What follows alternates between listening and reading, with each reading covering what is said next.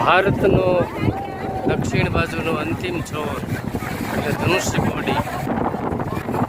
આ જે વિસ્તાર, આ મહાસાગર, હિન્દ મહાસાગર દેખાઈ રહ્યો છે અને આ બાજુ બે ઓફ બંગાળ.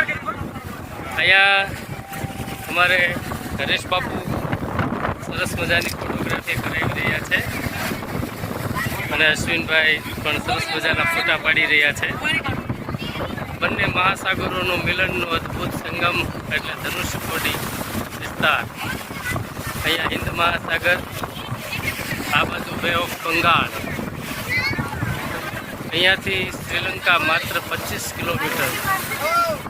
જે જગ્યાએથી ભગવાન રાઘવેન્દ્ર સરકારે આવા પથ્થરોનો ઉપયોગ કરી રામ સેતુ બનાવી માં જાનકીને લેવા માટે લંકામાં ગયા, તે જગ્યા, એ પુલ એટલે આ રામ સેતુ પુલ.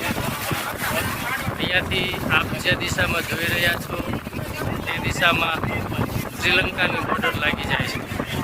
જ્યારે આ બાજુ ભારતનો દક્ષિણનો અંતિમ છેડો એટલે કે ધનુષ્યકોડી.